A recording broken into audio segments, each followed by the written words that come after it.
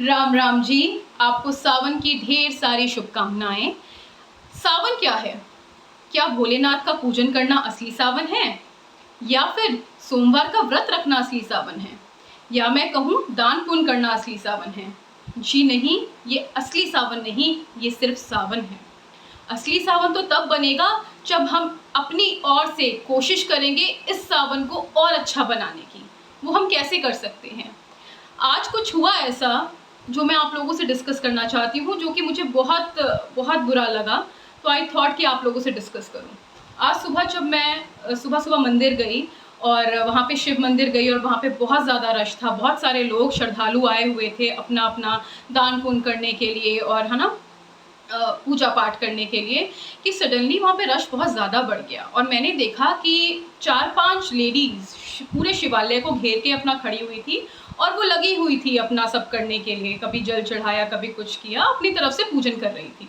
But वो बाकी लोगों को आने ही नहीं दे रही थी। बेसिकली अगर मैं कहूँ तो वो शिव जी की पूजा ही नहीं करने दे रही थी। तो इससे क्या हुआ, हम जो भी कर्म करते हैं उससे हम अपने प्लैनेट्स को डिस्टर्ब करते हैं। उन्होंने क्या किया कि जो पूजा करने आ रहे थे वो खुद पूरा एरिया घेर के बैठ गए और उन्होंने जो आने वाले श्रद्धालु थे उनको कुछ करने ही नहीं दिया। ऐसे करने से उन्होंने अपने बृहस्पति को, अपने जुपिटर को खराब कर दिया। अभी ये बात हुई ही थी कि आपस में 2 लोगों की लड़ाई होनी शुरू हो गई। एक थोड़े एजेड थे, एक थोड़ा यंग सा लड़का था। उनके बीच में काफ़ी आपस में कहा-सुनी हो गई, बात गाली गलौज तक आ गई। बात यहाँ तक आ गई कि मैं अपने बंदे बुलाता हूँ, आप अपने बंदे बुलाओ और लेट्स फाइट। मतलब आप सोचें, आप शिवालय में खड़े हैं और आप क्या बात कर रहे हैं?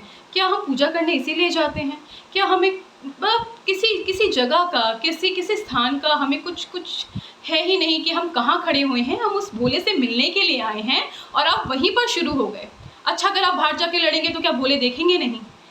कितनी गलत बात है। अब जब ये इंसिडेंट हुआ, उन लोगों ने सिर्फ थोड़ी देर की वेट के चक्कर में आपस में इतना कलेश करके अपने कौन से प्लैनेट्स खराब किए। जब वो आपस में झटके से लड़े तो राहु और साथ साथ में मंगल को डिस्टर्ब किया। जब गाली गलौज किया तो अपने केतु को डिस्टर्ब कर बैठे। जिस स्थान पे उन्होंने कलेश किया, बृहस्पति खराब कर दिया। जब उनकी वजह से बाकी लोगों का मूड खराब हुआ तो चंद्रमा भी खराब कर बैठे। तो आप कर क्या रहे हैं? आपने कभी सोचा है कि जब हम मंदिर जाते हैं, पूजा पाठ करते हैं, उसके बाद सब कुछ वहीं चढ़ा चढ़ाया छोड़ के आ जाते हैं, देखा है वहाँ पे कितनी गंदगी हो जाती है? क्या ये सावन है? क्या भोलेनाथ हमको कहते हैं कि आप इतनी गंद मचा के आ जाओ, बस क्या वो इस चीज़ से खुश हो जाएंगे? जस्ट इमेजिन, अगर आप कहीं पर विराजे हुए हो, आप कहीं बैठे हो, आपके आसपास इतना क्लटर है, क्या आप कंफर्टेबल फील कर पाओगे? यही भोलेनाथ के साथ में भी है।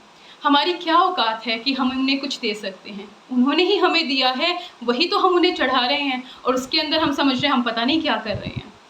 असली सावन मनाना चाहते हैं, शिवालय ज़रूर जाएं, थोड़ा सब्र रखें और जो पूजा कर रहे हैं उन्हें भी ये चीज़ सोचनी चाहिए कि रश ज़्यादा है, तो थोड़ा सा अपनी पूजा को जल्दी करें, अपने मंत्र जाप करें अलग जगह पे बैठ के, लेकिन एटलीस्ट जल चढ़ाने के बाद वो स्थान खाली कर दें ताकि बाकी लोग आएँ और पूजा कर सकें।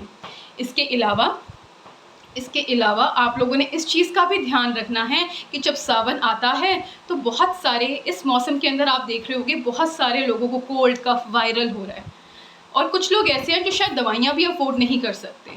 तो प्लीज़ इस चीज़ का ध्यान रखें कि असली सावन मनाना चाहते हैं तो उन गरीबों की मदद ज़रूर करें दवाइयों से, जो दवाइयाँ नहीं ले सकते हैं। तब देखना भोलेनाथ कितने खुश होंगे। इसके साथ ही आप ये भी देखेंगे कि गरीब मजदूर लोग, उनका काम छूट जाता है बारिश की वजह से। तो असली सावन तो तब होगा जब आप उनकी सहायता करेंगे, और असली सावन तब भी होगा जब आप भोलेनाथ के लिए प्रार्थना करेंगे या आप उनसे प्रार्थना करेंगे। उन लोगों के लिए भी हीलिंग भेजेंगे जिन लोगों की सच में उस हीलिंग की ज़रूरत है। तो इसीलिए इस सावन को और खूबसूरत बनाने के लिए और बालाजी महाराज भोलेनाथ की कृपा पाने के लिए अच्छे कर्म करेंगे ना, प्लैनेट्स अपने आप ही सुधर जाएंगे। फिर शायद आपको ज़्यादा उपायों की ज़रूरत भी नहीं पड़ेगी। उपाय भी तभी काम करते हैं जब आपके कर्म अच्छे होते हैं। तो प्लीज़ इस चीज़ का ध्यान रखें और इस चीज़ को हमेशा याद रखें कि वो राम जी, वो बालाजी, या मैं कहूँ वो शंभू जी हमेशा हमारे साथ हैं। आप जो कर रहे हैं ना वो देख रहे हैं। तो अपने प्लैनेट्स को हमेशा अच्छे रखने के लिए अच्छे कर्म करें। जय सिया राम।